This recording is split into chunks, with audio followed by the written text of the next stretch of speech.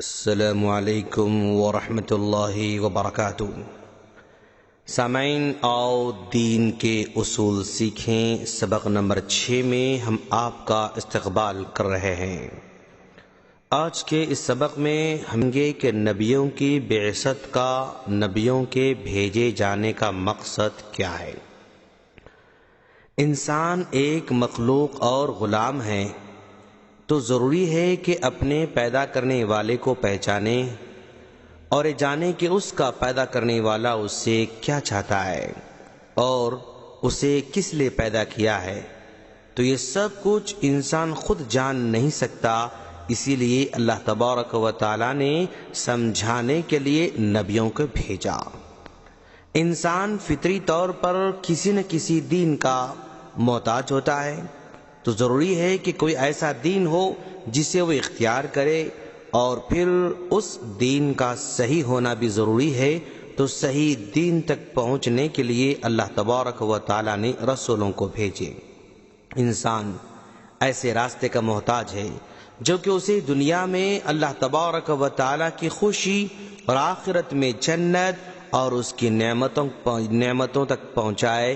تو اس راستے کو بتانے اور دکھانے والے رسولوں کے علاوہ کوئی نہیں ہو سکتے، اسی لیے اللہ تبارک و تعالی نے رسولوں کو بھیجا۔ انسانوں کو گمراہ کرنے کے لیے شیطان مسلسل پیچھے پڑا ہوا ہے۔ اس شیطان سے بچانے کے لیے نبیوں کی تعلیم ضروری ہے، اسی لیے نبیوں کو بھیجا گیا۔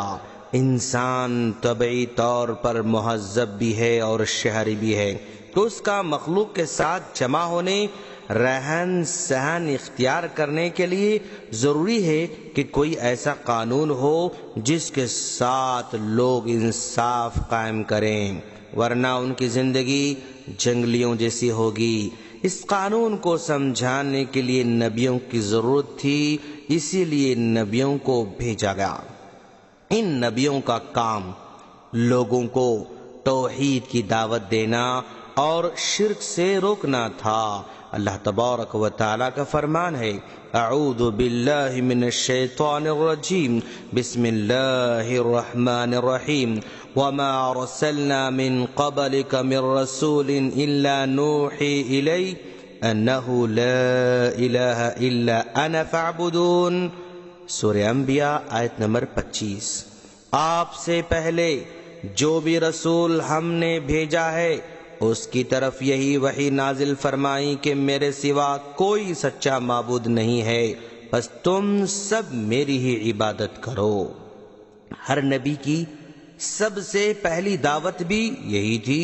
اللہ تبارک و تعالیٰ کا فرمان ہے، وَلَقَدْ بَعَثْنَا فِي كُلِّ أُمَّةٍ رَسُولًا أَنِ اعْبُدُوا اللَّهَ وَاجْتَنِبُوا الطَّاغُوتَ۔ سورہ نحل آیت نمبر 36، جس میں اللہ فرماتا ہے، ہم نے ہر امت میں ایک رسول بھیجا جو انہیں دعوت دیتے تھے کہ تم اللہ کی عبادت کرو اور طاغوت یعنی شرک سے بچو۔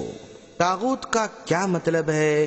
طاغوت کا مطلب حد سے بڑھنے والا۔ طاغوت بہت سارے ہیں، ان میں اہم 5 ہیں۔ نمبر 1، طاغوت کا مطلب یہ ابلیس ہے۔ نمبر 2، وہ شخص جس کی عبادت کی جائے اور وہ اس عبادت سے راضی ہو تو یہ بھی طاغوت کہلاتا ہے۔ نمبر 3، وہ شخص جو لوگوں کو اپنی عبادت کی دعوت دے اس کو بھی طاغوت کہا جاتا ہے۔ نمبر 4، وہ شخص جو علم غیب کا دعویٰ کرے تو یہ بھی طاغوت ہے۔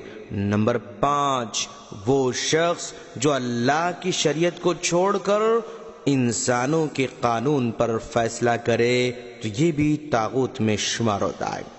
انبیاء کرام کو اسی لیے بھیجا کہ وہ ہم کو اللہ سے جوڑیں، ہم کو اللہ کے خالص بندے بنائیں، زندگی گزارنے کا سلیقہ سکھائیں، کون سا راستہ نیکی کا ہے، کون سا راستہ برائی کا ہے، یہ سمجھائیں۔ سارے نبیوں کی دعوت ایک ہی تھی، وہ توحید کی دعوت دینا۔ سامعین، کچھ سوالات ہم آپ کے سامنے رکھنے جا رہے ہیں تاکہ آپ جان لیں کہ جو کچھ آپ نے سنا ہے اس کو سمجھا ہے، یاد رکھا ہے یا نہیں۔ سوال نمبر 1، کیا انسانوں کو کسی نبی کی ضرورت ہے؟ سوال نمبر 2، انسانوں کو نبی کی ضرورت کیوں پڑی؟ سوال نمبر 3، نبیوں نے انسانوں کو کیا سکھایا؟ سوال نمبر 4، طاغوت کیا ہے؟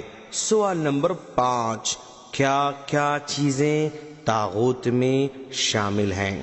ہم اللہ سے دعا کرتے ہیں کہ باری تعالیٰ تو ہم تمام کو دین کو سمجھ کر اس پر عمل کی توفیق عطا فرما۔ آمین۔ السلام علیکم ورحمۃ اللہ وبرکاتہ۔